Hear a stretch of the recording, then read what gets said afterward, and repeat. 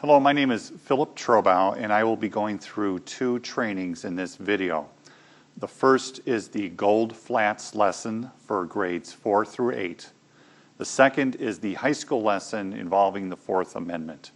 Perhaps in the email that accompanies this video, we can give you the time for when the second portion begins so that those who are doing that lesson can skip on ahead. So now I'll be talking about the Gold Flats lesson, and what you'll need for that lesson is the original lesson plan, which is 3 pages long. Then there's the Gold Flats Gazette handout, which I'll be going through. And then we've also provided you a more detailed and thorough lesson plan, either for those who have not seen the video or to supplement the video. But I will be going through sort of my own lesson plan, augmenting the one originally given. It should not conflict with the more thorough lesson plan that's in your email.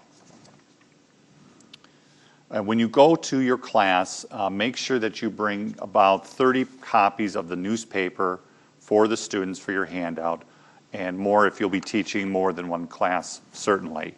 You'll have approximately 45 to 50 minutes for each class, so please plan accordingly and make sure that you're keeping track of the time during the lesson. There can be quite a spread between the grades of grades between 4 and 8. So if you get a class that's somewhat younger, you may find yourself doing a bit more to help draw participation out, but soon you'll find that they'll get involved. And by the way, I do want to mention I did consult an expert before I drafted up this lesson plan and for the video. Somebody who has 30 years of elementary school education, my mother. So hopefully we can together get some good tips and you'll have a good experience for your class. If you come to your class and you're dressed in a suit, as I am dressed, you may find that students in these grade levels may be a little bit more intimidated. So stress to them how you'll be working together during the lesson, that this is going to be something that you're going to be practicing together. Think about ways and how you can try to make them feel comfortable, focus on them, and just be aware that they may show their nervousness in different ways. Some may be more shy, some may be a little bit more outspoken. You may hear some giggling as well. Just know that they're as nervous, if not more so, than you in the class. You can start by introducing yourself to the class, explain that you're a lawyer, and you may want to answer 1 or 2 quick questions if there are any, but then you want to go directly into the lesson. Explain that this is Constitution Day, what that means, and why you are there today. Those materials and information are in the lesson plan, the written materials. Help them to think about laws and why they're important.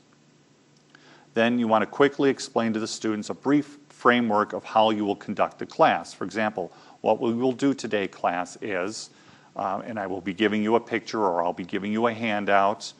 This is something we're going to be doing together.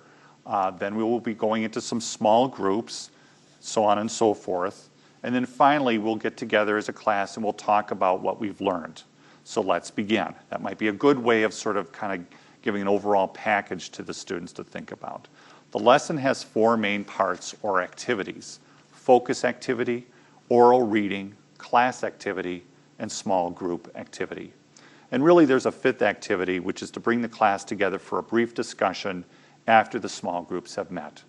And remember, your class time is only about 45 to 50 minutes, and it will go pretty fast. Finally, there's an optional activity that the lesson provides for. I will not be getting into that. If you want to do that on your own, if you have time, if you've discussed that with the teacher ahead of time, that's fine. But let's go through now these 5 activities. The first is focus. There, you're to ask 3 to 4 questions of the class to help them start thinking about the term authority and what it means. The lesson plan gives 2 examples of questions you can ask, and feel free to modify or add to these on your own. Depending on the grade or the makeup of the class, they may be very demonstrative or very passive with you. If they're passive, feel free to call on a few students, or perhaps turn and ask the teacher, who are some good students to call on for a lesson like this? If they're demonstrative, you'll have to keep the comments that they've made quick so that you can include as many students as possible and involve them. explain to the class or give an example to them of what no authority might be like. For example, what if you were at an amusement park and there were no rules and you wanted to ride the roller coaster, but there were other kids who were pushing you away from the ride, or no one wanted to operate the ride? That might be a good introductory way to think about what authority is. The second activity is the oral reading. And here's the part where you hand out the newspaper, the Goldflatts Gazette. Tell them that you're going to read to them out loud the Trouble in Goldflatts section once they've got the newspaper, and that you want them to read along silently with you. So then read the lead story and then ask the students the questions that are provided in the lesson plan. Once you've done that, we move on to the class activity section. And this is where you utilize a chart that you've either drawn on the board ahead of time or that you can draw now. It's in the lesson plan. It looks like this. Select a student to read story A out loud. That's story A from the Gazette. And then ask the class to help you fill in the chart, beginning with trouble, and then causes and effects. And then simply repeat this process with other students for stories B and C from the Gazette until you've had the chart full except for the last section, which is solutions. You'll be doing that in the small group sections.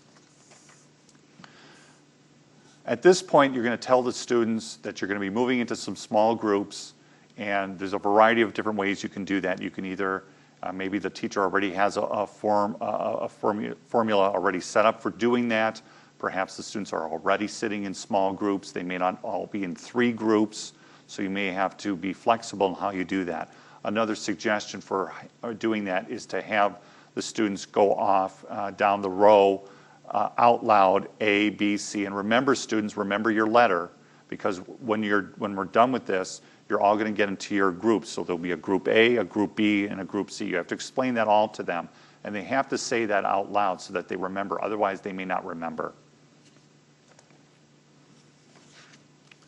Once they're in their small groups, you tell them that the idea is to go through